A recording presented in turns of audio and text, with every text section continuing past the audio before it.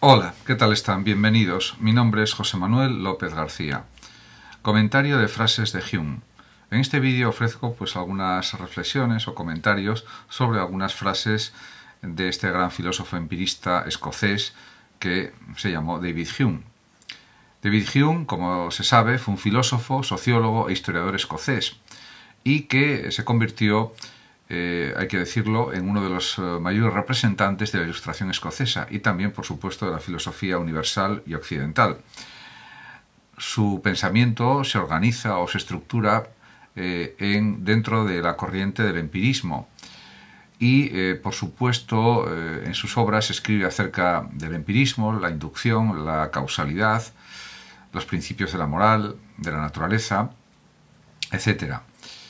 Realmente Hume nació en el seno de una familia aristocrática, aunque su fortuna era modesta, y a lo largo de sus obras, como por ejemplo el Tratado de la Naturaleza Humana, la investigación sobre el entendimiento humano y otras obras, pues fue desarrollando ciertamente una filosofía empirista muy profunda y que por supuesto estaba influido por otros filósofos, sobre todo especialmente John Locke, también por Isaac Newton, y realmente podemos decir que el propio Kant, cuando empezó a leer a Hume en la década de 1760, pues se entusiasmó con su pensamiento y fue Hume el que le hizo despertar del sueño dogmático.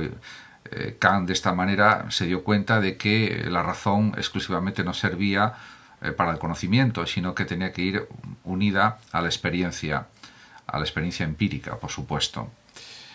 La vida de Hume se extiende desde el año 1711 hasta el año 1776, en que murió por una dolencia, probablemente estomacal, probablemente un cáncer o algo similar, y asumió su muerte con bastante entereza, con mucha fortaleza de ánimo, etc. Incluso en la última parte de su vida escribió una autobiografía, diríamos, cuando ya le quedaba poco tiempo de vida. A partir de ahora comentaré algunas de las frases de Hume, de las muchísimas que tiene en sus obras. Simplemente voy a entresacar algunas, nada más, y comentarlas. La primera por la que quiero comenzar es la siguiente: el hombre es el mayor enemigo del hombre, en el sentido, yo la interpreto de esta manera al menos, de que realmente el que fue historiador se dio cuenta de las muchísimas guerras, conflictos de todo tipo, religiosos, étnicos, en guerras que sacudieron el planeta y, por supuesto, todos los crímenes, la Inquisición, las luchas religiosas que provocaron también muchísimas muertes, las guerras también, por supuesto. Entonces, esta ferocidad de unos hombres contra otros o de unos seres humanos contra otros estaba presente claramente en la mente de Hume, que también fue un gran historiador. Por otra parte, también hay otra idea, otra frase de Hume que se puede comentar, que es la siguiente: nada resulta más sorprendente para el que examina los asuntos humanos con mirada filosófica que la facilidad con que la mayoría es gobernada por la minoría. Efectivamente, porque la minoría es la que detenta el poder, la fuerza, y en ese sentido, la mayoría tiene que obedecer unas normas, unas leyes, unas disposiciones, unas decisiones políticas que pueden ser justas o pueden ser injustas, y al final la minoría que tiene la fuerza coercitiva, el ejército, la policía, etcétera, es lógicamente la que domina a la mayoría. Lógicamente, aunque a veces, por supuesto, habría que insistir más en un planteamiento democrático, también en el utilitarismo, que por supuesto afirmó la filosofía de Hume y del que él mismo estaba convencido, la necesidad de un utilitarismo, de una democracia, etc. Pero realmente las cosas en la realidad social y política funcionaban de esa manera, y esta frase lo refleja, considero que perfectamente. Otra frase de Hume es la siguiente: la belleza de las cosas existe en el espíritu de quien las contempla. Efectivamente, el espíritu aquí hay que entenderlo como conocimiento, como inteligencia, como aprehensión o percepción de lo que nos rodea, una percepción empírica, una impresión, también podríamos decir, usando la terminología humeana. Y en ese sentido, la belleza no solamente existe en las propias cosas bellas, sino que se traslada a través de nuestros sentidos, a través de la experiencia de los sentidos, a nuestra inteligencia, a nuestro espíritu, y por lo tanto entra dentro de nuestra inteligencia la belleza. Puede ser la belleza de las artes plásticas, como la escultura, la pintura, el dibujo, etc., y también, por supuesto, en la belleza musical o la belleza literaria o la belleza pues de la filosofía o de otras artes o de otros conocimientos, por supuesto, incluso la belleza natural, por supuesto, la belleza de los paisajes, la belleza de unas cataratas, la belleza de las montañas, la belleza del Himalaya, lo que queramos. Y, por supuesto, la belleza de los mares, de los océanos, etcétera, la belleza del mar, por ejemplo, en sí misma. En ese sentido, pues las frases de Hume pues, suelen ser bastante abiertas y dejan pues, la posibilidad de realizar muchas interpretaciones. Otra frase que a mi juicio es extraordinariamente valiosa también de Hume es la siguiente: la razón es y debe ser solamente la esclava de las pasiones. Con esta frase lo que intenta decir Hume claramente es que pues él afirma un emotivismo a nivel ético y por lo tanto se aleja totalmente de la ética racionalista formal de Kant, por ejemplo, o se contrapone a ella, aunque por supuesto la ética emotivista de Hume puedes decir que es prácticamente coetánea o algo anterior incluso a la de Kant, pero en cualquier caso pues Hume se distingue claramente de la ética que propuso Aristóteles, que es una ética también basada en el término medio y en la razón. En ese sentido, pues niega que la razón sea el motivo fundamental de las acciones de las conductas humanas y considera que pues la ética tiene que ser emotivista o realmente no es ética. En este sentido, habría que matizar estas consideraciones realizadas por Hume o que se deducen de sus escritos, sobre todo de su investigación sobre los principios de la moral o sobre la moral, y también del Tratado de la Naturaleza Humana, etc. Y decir que, en efecto, vemos que una conducta nos gusta o nos disgusta o la aprobamos por lo que produce en cuanto a sentimientos y emociones en nosotros y no solamente por un cálculo de razón. En ese sentido tiene pues una fuerza de convicción bastante poderosa la enseñanza de Hume, y en efecto así es. Aprobamos o rechazamos una conducta porque sentimos que está mal o sentimos que está bien, y no hace falta ponerse a hacer grandes razonamientos para decidir si una conducta es buena o es mala. En ese sentido, por supuesto, Hume tiene toda la razón. Lo que sucede es que a veces esas distinciones tan excluyentes entre razón y emoción a veces no son muy precisas, pero eso sería otra cuestión diferente a desarrollar. Otra cuestión, otra frase que podemos decir que es fundamental también en el pensamiento de Hume y con la que por supuesto estoy de acuerdo, es cuando dice Hume que la costumbre es la gran guía de la vida humana. En efecto, eso pues va en relación también con el tema de la causalidad, el principio de causalidad, etcétera, la crítica de la causalidad en definitiva. Y en efecto somos los seres humanos pues animales racionales de costumbres y nos guiamos por los usos establecidos, las costumbres también fijadas, diríamos en una época determinada, etc. Por otra parte, también Hume reconoce el valor de la razón, a pesar de afirmar pues una ética emotivista, o quizás por eso mismo también, cuando escribe lo siguiente: el razonar riguroso y preciso es el único remedio universal válido para todas las personas y disposiciones.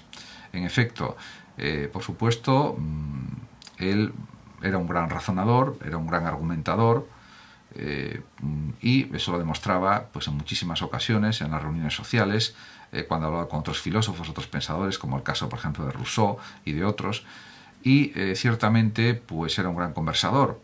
Y entonces, lógicamente, el analizar las cosas en profundidad, el razonar, etcétera, es lo que nos ayuda también a vivir de una mejor manera, de una manera más feliz, más dichosa, más satisfactoria en general. Otra frase que también es muy interesante de Hume es la siguiente: todo placer languidece cuando no se disfruta en compañía, o cuando no se disfruta de compañía, podríamos también traducir. Efectivamente, porque el valor de la amistad es importantísimo para Hume. En este sentido, pues sigue pues una línea de pensamiento similar, por ejemplo, a la del gran Aristóteles en la antigüedad, que también hablaba de que los hombres son animales y las mujeres son animales sociales.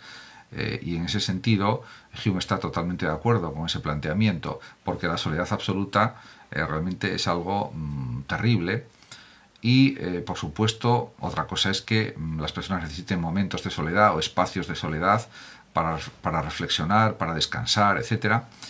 Y eso es algo absolutamente entendible, pero de todas maneras somos seres sociales y eso también lo afirma claramente el propio Hume.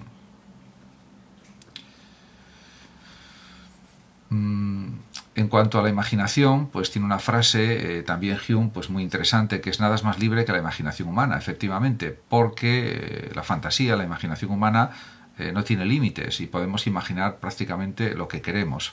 Otra cosa es que eso luego se puede llevar a la práctica, en la vida real, etc. Pero está claro que la imaginación es un elemento fundamental en la inteligencia humana. Es una clave que nos sirve para, o una potencia que nos sirve para desarrollarnos mejor como personas y de una forma más plena, más completa, más extensa y más profunda también.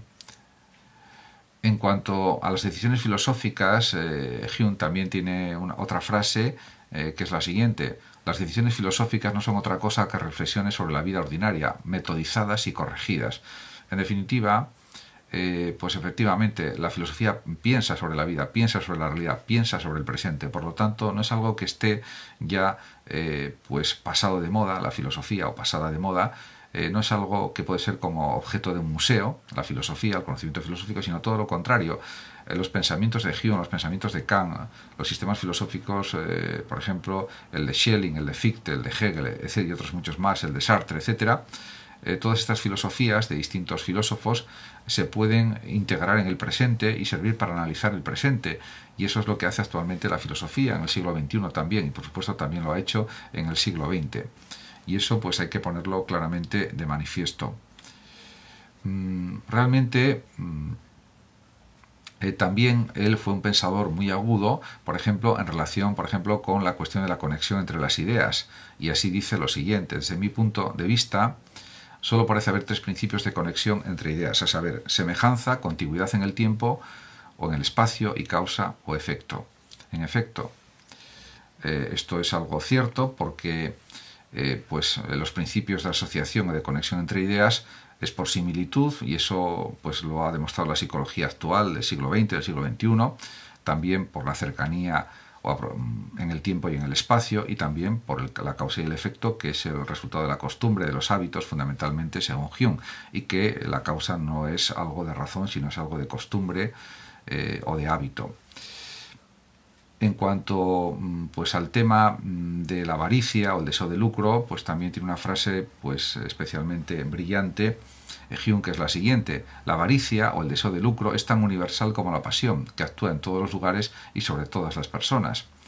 En efecto, ciertamente pues el deseo de dinero pues es algo aplicable a prácticamente casi todas las personas, y en ese sentido las emociones, las pasiones, que son algo tan común en las personas, por lo que muchas personas se rigen exclusivamente, que sería por la pasión, por las emociones y los sentimientos, pues asimismo podemos pensar que la avaricia pues también es algo muy frecuente, lo mismo que la pasión, y que por supuesto eso es lo que sucede.